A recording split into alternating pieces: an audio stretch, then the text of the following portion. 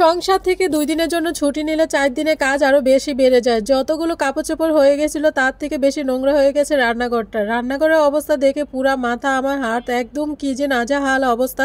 সেগুলো ক্লিন করতে করতে সারাটা সকাল কেটে গেছে। হ্যালো, আসসালামু আলাইকুম, কেমন আছেন সবাই? আলহামদুলিল্লাহ আমি ভালো আছি। আজকে সকাল থেকে ভিডিওটা শুরু করছি।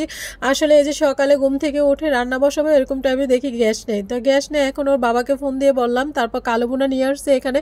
তো যেহেতু দুপুরে লাঞ্চের সময় হয়ে গেছে, এখন আমরা সবাই বসে লাঞ্চ করে নিব। আর এই কালো বোনাটা খেতে কিন্তু অনেক বেশি ভালো, মানে অনেক টেস্ট হয়, কি বলবো, আমি অনেক বেশি মজা লাগে আমার কাছে এই কালো বোনাটা। তো আমাদের বাসায় সবাই পছন্দ করি। এতটুকু মাংস 300 টাকা নিয়ে সেই মাংসটা দিয়ে আমরা সবাই খেয়ে ফেলবো, মানে এত বেশি টেস্ট হয়। তো এখন আমরা দুপুরে লাঞ্চ করতে বসলাম। আসলে কোথাও গেলে বাসায় এসে দেখি সব নোংরা হয়ে থাকে, এগুলো পরিষ্কার করতে করতে অনেক বেশি সময় হয়ে যায়। ননসের বাসায় গেছিলাম 2 দিনের জন্য, এসে দেখি সব নোংরা হয়ে রয়েছে। তো যাই হোক, এখন আমরা সবাই মিলে খাওয়া দাওয়া করে নেব। আর এতটুকু গোস্ত দিয়ে কিন্তু খাওয়া যাবে আলহামদুলিল্লাহ। আমার অনেক বেশি পছন্দের এই তরকারিটা, আয়নও অনেক বেশি পছন্দ করে, আমরা সবাই পছন্দ করি।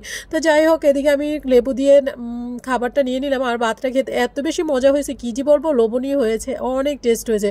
তো এদিকে গ্যাস আসছে প্রায় এখন 3:30 বেজে গেছে। তো ভাবতেছি একবারে গোসল শেষ করে আর রান্না শেষ করে তারপর গোসল করব।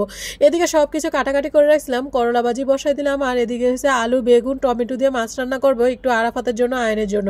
তো এদিকে করলা ভাজিটা একটু ঝরঝরা করে নিব, এই জন্য আমি একটু এটা হালকা একটু ঢেকে রাখবো, বেশি ঢেকে রাখবো না, তাহলে তিতো হয়ে যাবে। করলা ভাজিটা কিন্তু বেশি একটা সময় ঢেকে রাখলে কিন্তু তিতো হয়ে যায়। তো এই জন্য আমি বেশি ঢাকবো না, আর এভাবেই আমি রান্নাটা করে নিব। আর করলা ভাজিটা একটু ভাজা ভাজা করে নিলে অনেক বেশি ভালো লাগে।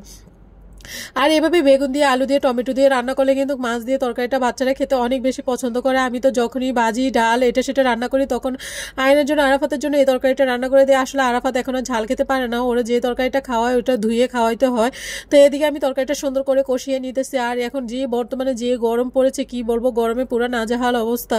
এদিকে গরমের ভিতরে রান্না করতে করতে অনেক বেশি কষ্ট হয়ে যায়। তো এই জন্য ভাবছি একবার রান্না শেষ করেই গোসল করবো। তো এদিকে ভাবতেছি আয়ন প্রতিদিন বলে, সন্ধ্যা বলে কি খাবে কি খাবে, এই জন্য ওর জন্য একটু সেমাই রান্না করে নিতেছি। এখানে আমি 1.5 কেজি পরিমাণ দুধ গরম দিয়ে নিলাম। আর এটা ময়দা সেমাই, এটা বাড়ি থেকে আম্মু পাঠাইছে, কিছুদিন আগে একবার পাঠাইছিল, তখন রমজানের ভিতরে খেয়ে আয়ন অনেক পছন্দ করছে, তার জন্য বলছিলাম, তার জন্য আবার নিয়ে আসছে ভাইয়া। তো আমি এদিকে সব কিছু রান্নাটা করে নিলাম অনেক সুন্দর করে সেমাইটা।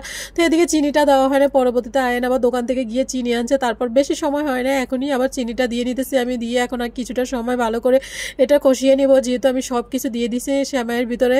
আর বেশি সময় নাই, একটু সময় রাখলেই হয়ে যাবে, তাহলেই পারফেক্ট হয়ে যাবে। আর এই সেমাইটা কিন্তু খেতে অনেক বেশি মজা লাগে।